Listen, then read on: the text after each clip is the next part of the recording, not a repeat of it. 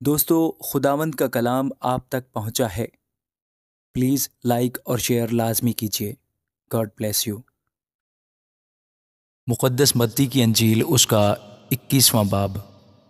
اور جب وہ یروشلم کے نزدیک پہنچے اور زیتون کے پہاڑ پر بیت فگے کے پاس آئے تو یسوع نے 2 شاگردوں کو یہ کہہ کر بھیجا کہ اپنے سامنے کے گاؤں میں جاؤ۔ وہاں پہنچتے ہی ایک گدھی بندھی ہوئی اور اس کے ساتھ بچہ پاؤ گے، انہیں کھول کر میرے پاس لے آؤ، اور اگر کوئی تم سے کچھ کہے تو کہنا کہ خداوند کو ان کی ضرورت ہے، وہ فی الفور انہیں بھیج دے گا۔ یہ اس لیے ہوا کہ جو نبی کی معرفت کہا گیا تھا وہ پورا ہو کہ سیون کی بیٹی سے کہو کہ دیکھ، تیرا بادشاہ تیرے پاس آتا ہے، وہ حلیم ہے اور گدھے پر سوار ہے، بلکہ لادو کے بچے پر۔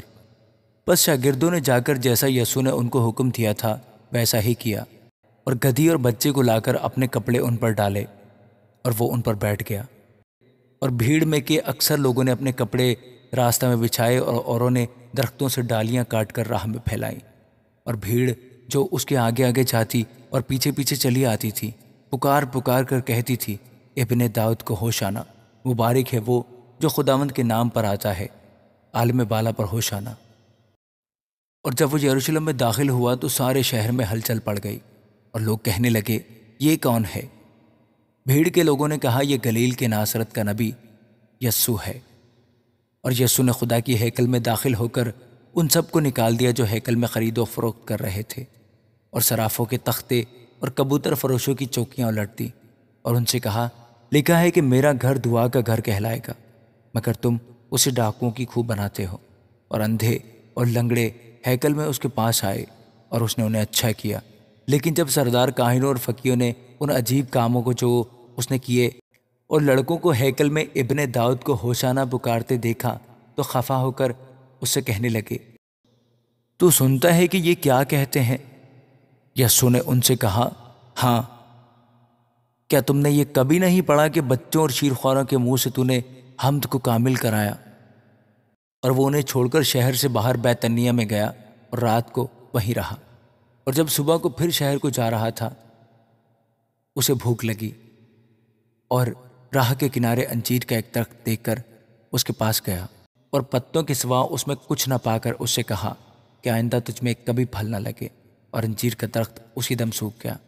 شاگردوں نے یہ دیکھ کر تعجب کیا اور کہا، یہ انجیر کا درخت کیوں کر ایک دم میں سوکھ گیا؟ یسوع نے جواب میں ان سے کہا، میں تم سے سچ کہتا ہوں کہ اگر ایمان رکھو اور شک نہ کرو تو نہ صرف وہی کرو گے جو انجیر کے درخت کے ساتھ ہوا، بلکہ اگر اس پہاڑ سے بھی کہو گے کہ تو اکھڑ جا اور سمندر میں جا پڑ تو یوں ہی ہو جائے گا۔ اور جو کچھ دعا میں ایمان کے ساتھ مانگو گے وہ سب تم کو ملے گا۔ اور جب وہ ہیکل میں آ کر تعلیم دے رہا تھا تو سردار کاہنوں اور قوم کے بزرگوں نے اس کے پاس آ کر کہا، تو ان کاموں کو کس اختیار سے کرتا ہے، اور یہ اختیار تجھے کس نے دیا ہے؟ یسوع نے جواب میں ان سے کہا، میں بھی تم سے ایک بات پوچھتا ہوں، اگر وہ مجھے بتاؤ گے تو میں بھی تم کو بتاؤں گا کہ ان کاموں کو کس اختیار سے کرتا ہوں۔ یوحنا کا بپتسمہ کہاں سے تھا؟ آسمان کی طرف سے یا انسان کی طرف سے؟ وہ آپس میں کہنے لگے کہ اگر ہم کہیں آسمان کی طرف سے تو وہ ہم سے کہے گا کہ تم نے کیوں اس کا یقین نہ کیا، اور اگر کہیں انسان کی طرف سے تو ہم عوام سے ڈرتے ہیں کیونکہ سب یوحنا کو نبی جانتے ہیں۔ پس انہوں نے جواب میں یسوع سے کہا، ہم نہیں جانتے۔ اس نے بھی ان سے کہا، میں بھی تم کو نہیں بتاتا کہ ان باتوں کو کس اختیار سے کرتا ہوں۔ تم کیا سمجھتے ہو؟ ایک آدمی کے 2 بیٹے تھے۔ اس نے پہلے کے پاس جا کر کہا، بیٹا جا آج داغستان میں کام کر۔ اس نے جواب میں کہا، میں نہیں جاؤں گا، مگر پیچھے پچھتا کر گیا۔ پھر دوسرے کے پاس جا کر اس نے اسی طرح کہا۔ اس نے جواب دیا، اچھا جناب، مگر گیا نہیں۔ ان دونوں میں سے کون اپنے باپ کی مرضی بجا لایا؟ انہوں نے کہا، پہلا۔ یسوع نے ان سے کہا، میں تم سے سچ کہتا ہوں کہ محصول لینے والے اور کسبیاں تم سے پہلے خدا کی بادشاہی میں داخل ہوتی ہیں، کیونکہ یوحنا راست بازی کے طریق پر تمہارے پاس آیا اور تم نے اس کا یقین نہ کیا، مگر محصول لینے والوں اور کسبیوں نے اس کا یقین کیا، اور تم یہ دیکھ کر پیچھے بھی نہ بچتائے کہ اس کا یقین کر لیتے۔ ایک اور تمثیل سنو۔ ایک گھر کا مالک تھا جس نے پاکستان لگایا اور اس کی چاروں طرف احاطہ گھیرا اور اس میں حوض کھودا اور برج بنایا اور اسے باغبانوں کو ٹھیکے پر دے کر پردیس چلا گیا۔ اور جب پھل کا موسم قریب آیا تو اس نے اپنے نوکروں کو باغبانوں کے پاس اپنا پھل لینے کو بھیجا، اور باغبانوں نے اس کے نوکروں کو پکڑ کر کسی کو پیٹا اور کسی کو قتل کیا اور کسی کو سنسار کیا۔